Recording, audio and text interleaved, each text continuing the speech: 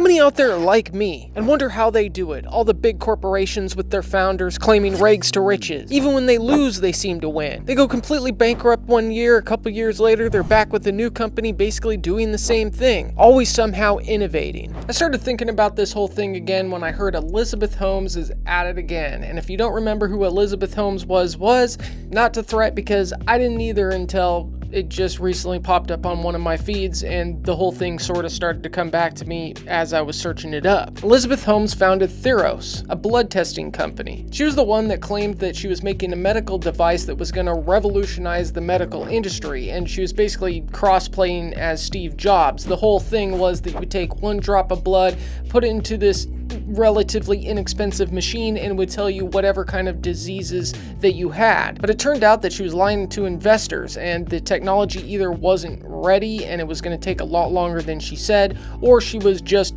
completely lying. She went all over the magazines. She was super famous for like a second, and now she's even more famous because they made magazines and movies and books and documentaries and YouTube videos about her, and now she's spending a prison sentence in Bryan, Texas. But now she's back at it again from prison, but in 2025 with a little help from artificial intelligence. So, you know, it might just work this time. Now you might be thinking to yourself, who would invest after all that? I mean, she's in prison for fraud, and people that might know a little bit more might be thinking, well, she's not allowed to be a CEO of a company, well, of a public company. So it's a private company. And I don't even know if she's going to be CEO. It's going to be like her lover or whatever. But that's just the gift of having friends and family in high places, because it turns out that some of them are also giving her money. Now, the whole ordeal, she ends up in prison, but she still met a lot of powerful and rich people, and he's not in prison. He's running around getting the bag. I mean, sure, it's still going to be a stain on her entire life, and a lot of those same old investors aren't going to invest again,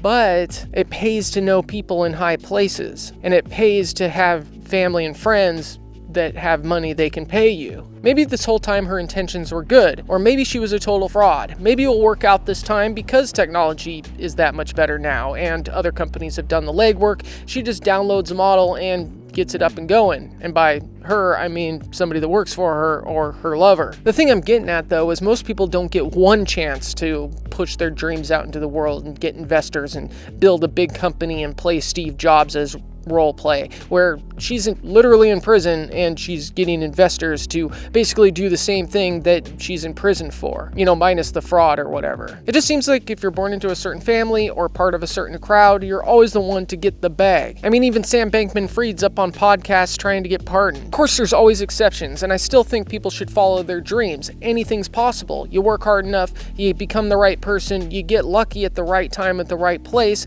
and all those things line up. Sure, rags to riches, I still think it's possible. The American dream is still real in some way. It's still a dream. And if nothing else, humans with purpose are a lot happier. I sure have realized that. Now, don't get me wrong, I think all the big guys, tech CEOs, entrepreneurs that become successful, billionaires or whatever, they all worked hard. It takes hard work to get to that level. It takes more than one thing, but it becomes tremendously more likely if you are in those circles, if you are in those families, if you have money to invest, if you don't have to work a 9-to-5 job and you can spend your whole day following your dreams. I mean, some days it's really, really hard to write when I've been out working labor all day. So for this video, I wanted to put things in perspective and keep people's eye on the ball, because it's not fair for us to judge ourselves against people that really aren't comparable to ourselves. You should never judge yourself to anybody but yourself. Everybody's situation is unique, but you really shouldn't compare yourself to somebody that had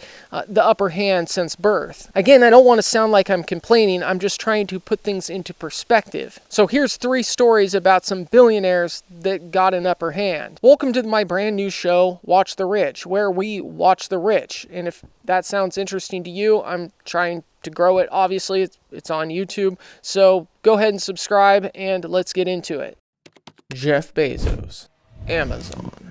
Jeff Bezos was relatively young, pursuing his career in finance during the beginnings of the internet boom. He had been watching computers get better and better, and a number of companies beginning to sell their services online. And he had a good hunch that people would want to buy from the internet, and that was the future of retail. And this inspired Jeff. Jeff saw an opportunity and began to dream. Jeff was a Wall Street banker for a hedge fund, and Mackenzie Scott a research associate for the same hedge fund, and was pursuing a writing career. In 1994, Jeff Bezos and his then wife, Mackenzie Scott, decided to quit their relatively well-paying jobs to move across the country and start an online bookstore now known as Amazon. So they packed up their bags from their nice home in New York and moved across the country to Bellevue, Washington. Why Washington? Washington had a smaller population, which meant a bunch of stuff I don't understand about taxes or something at the time, so Amazon could avoid paying sales tax to most US customers. But how were they going to pay for all this? Sure, they had well-paying jobs, and I'm sure they had money in their accounts, but if they really wanted to shoot for the stars,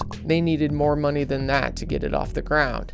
And Jeff knew exactly where to go for that money. He would ask his mom and dad, friends and family if they would like to invest in his online bookstore. And they did. So in 1995, Jacqueline and Miguel gave Jeff's mom and dad invested $250,000. It is said that that was most of their savings. And Jeff told him straight up that they would probably lose it. But I do wonder about this information. Hey, if you're enjoying the video so far, why not subscribe? According to Jeff, both parents were very supportive, both emotionally and financially, during his entrepreneurial journey. There's a video of you from the early days of Amazon, giving a tour of your, quote, sort of offices. I think your dad is holding the camera. He is, yeah, I know, right? Yes. This is what the giant orange extension cord, and yeah. And you're like explaining the genius of the extension cord and how this is a desk and the CRT monitor, and sort of that's where all the magic happens. I forget what your dad said, but this is like the center of it all. If I knew who Jeff Bezos was. And what did you say? I said, no, the name kind of sounds familiar, but I don't know. So Amazon was launched and began to grow and expanded quickly. After a few years of successfully selling books, they moved on to what Jeff always knew they would move on to, basically everything. And the rest is sort of history. Now Amazon is one of the top companies in Forbes and one of the biggest retailers in the world. You see, there is no doubt in my mind, without those initial investments from his friends, family, and specifically his mom and dad, that somebody else would have beat him to the punch. There were other online retailers at the time, of course. Product to sell online, you're making a list of like 20 different products that you might be able to sell. And books were great as the first best, because books are incredibly unusual in one respect, and that is that there are more items in the book category than there are items in any other category by far. It was only a matter of time before internet shopping technology caught on, and Jeff saw that. Jeff creating Amazon and pursuing selling books online made them the right company with the right people behind it at the right place and time. Of course, Jeff had a dream that he pursued. Of course, they worked very, very hard, did their research, and got their investments, and he was well rewarded. But let me ask you this. Could you ask your parents for $250,000?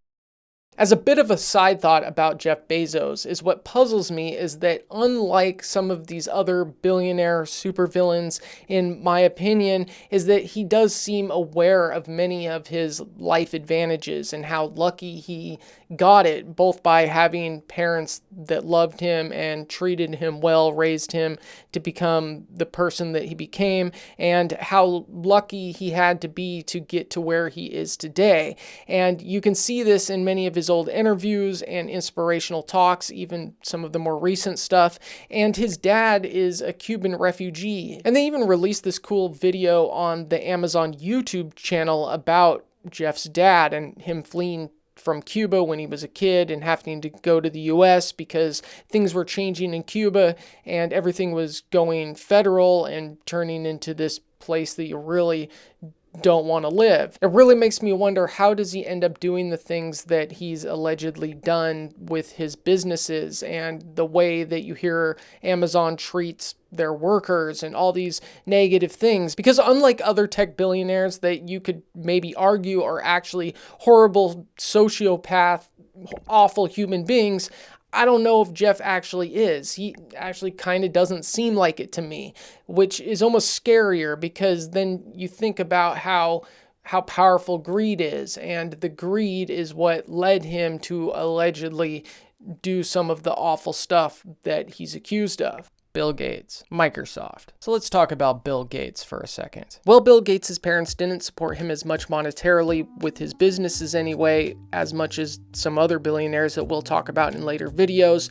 They did support him in other ways. They, I guess, were tremendously good parents. They were good role models, and you could say that they opened the doors up for his later success. His mother, Mary Gates, used her connections on the board of United Way to help Microsoft secure their first major deal with IBM, which was absolutely pivotal for the company's early success. It wasn't cash, but it was better than cash. Immensely valuable, social capital. Maybe you could say Bill Gates is more self-made than others, but still, he was born into the upper middle class, and he went to a private high school, Lakeside, in Seattle, Washington, one of the few schools that happened to have computer access at a time when computers were so new they didn't even have screens. Now, I know this not only because you can look this up on the internet, but also because I rented a room from somebody that went to Lakeside. I think he was a little bit younger than Bill and Melinda Gates, but he became a piano tuner, and he talks about piano tuning and moving pianos for people that he went to school with, and one of them at least inherited a giant corporation. So I don't know like firsthand, but I know secondhand, and the guy's a trustworthy source, and I mean, he has more money than I do, but he was like the poor kid going to Lakeside. So he wasn't super rich, but I would say they were very well off and had all sorts of beneficial connections. And some of his classmates were super rich. Was unbelievably lucky, and I had a lot of fun talking about my mom, who was amazing, and I had a complicated relationship with her that somehow motivated me. My dad, I have such incredible admiration for the example he set. There's a lot of times in my early career where he helps out. It comes from my parents having lots of events at their house with friends or related to my dad's career. The way my dad would share lawsuits, explain, okay, this is what antitrust means. It's like, oh, wow. His mother, Mary Maxwell Gates, had a career that involved both business and community service. She was a school teacher for a short while, then later served on the board of directors for several major corporations, First Interstate Bancorp and U.S. West. She was also actively involved in numerous nonprofit organizations, and notably she was the first woman to chair the United Way of America National Executive Committee. Bill Gates' father, William H. Gates, Sr., had quite the legal career after serving in the Army during World War II.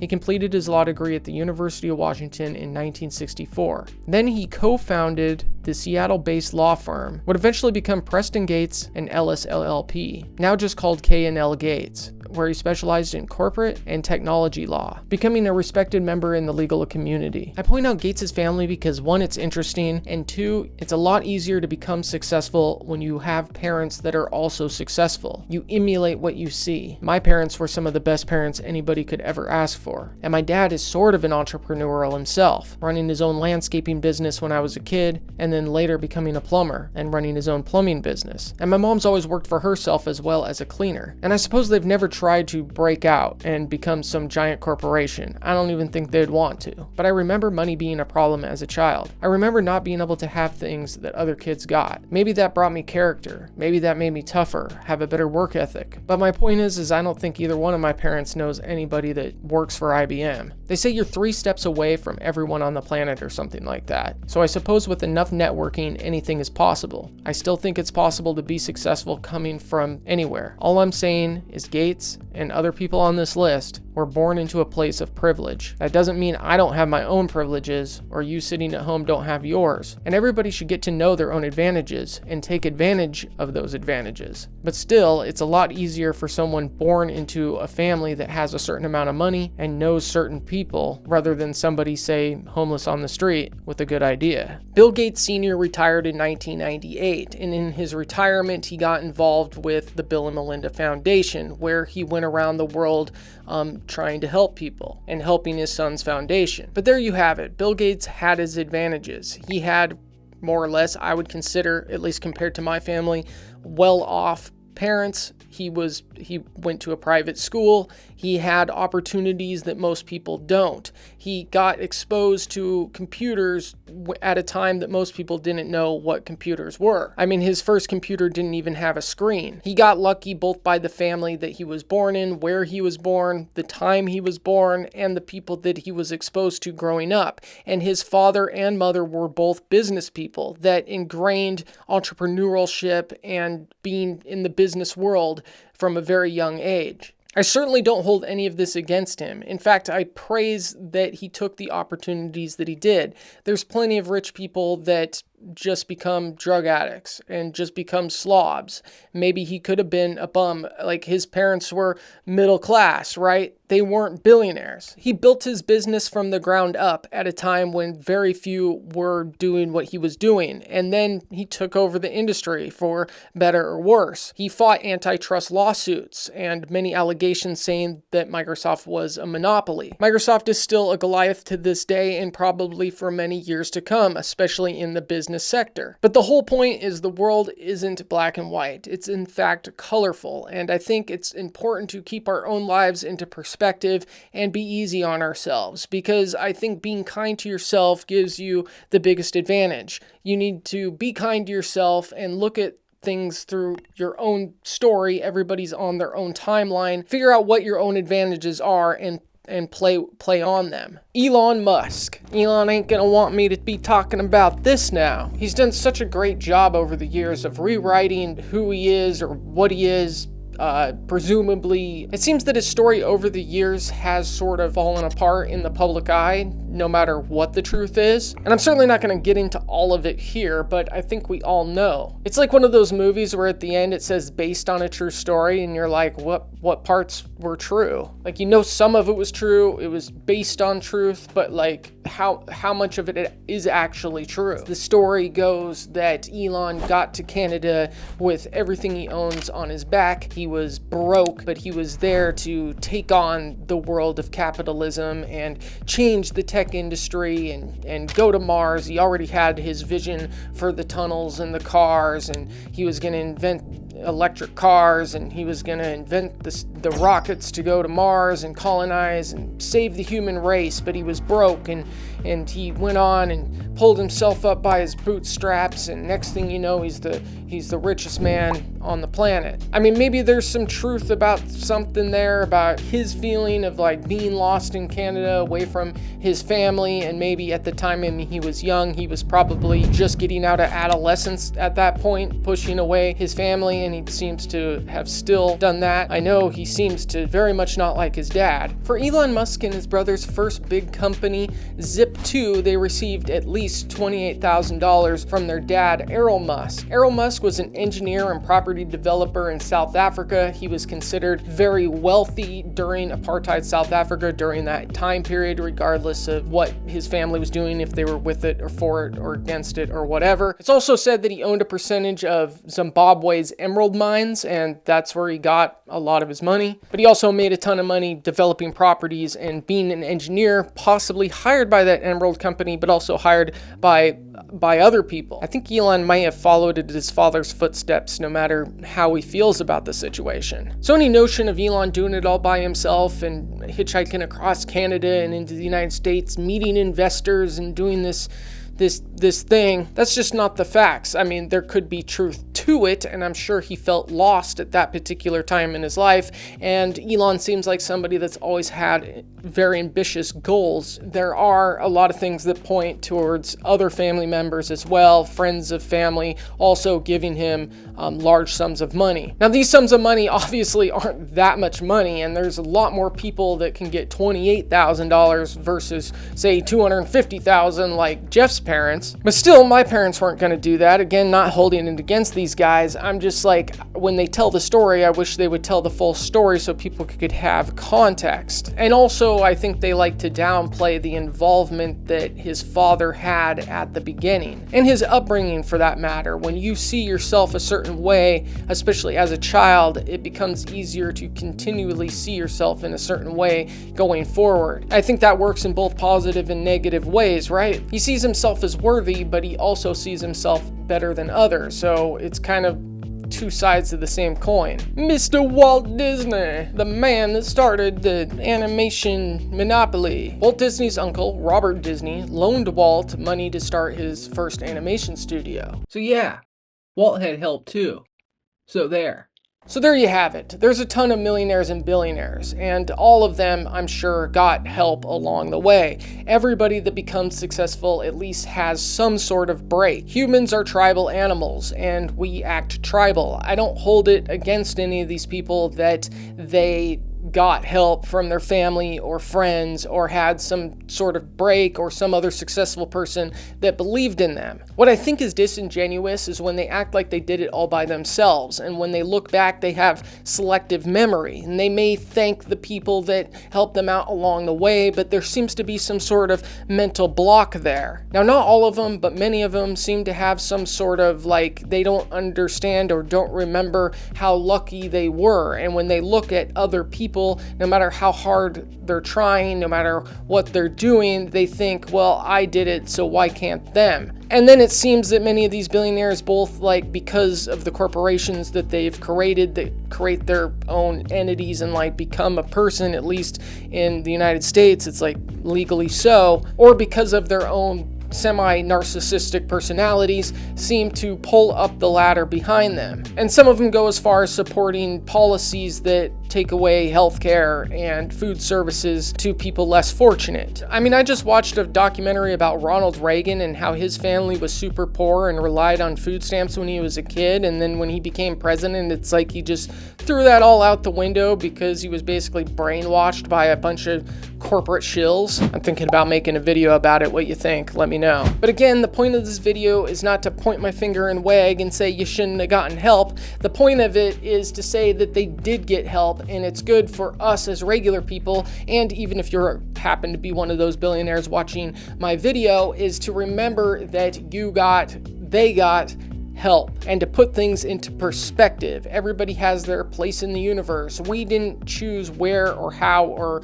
to who we were born, as far as we know. In order to become successful, you need a little bit of luck. You need a little bit of help. You need to be the right person at the right place at the right time, as they say. And no matter what in life, I think it's important to be easy on yourself. Work hard so you can be the person that's the right person when the time comes to get lucky. You do somewhat make your own luck. You can't be like doing nothing with no skills, with no ambition, and then just suddenly, bam, you're successful, and unless you win the lottery or something, and then you'll probably lose it all. But I think it's good to put things into perspective, and when you're being ambitious, at least in my point of view, you should be at least doing something that you love doing. So like, subscribe, and I'll either see you in the next video or I'll see you in the next live, but hopefully in the next video.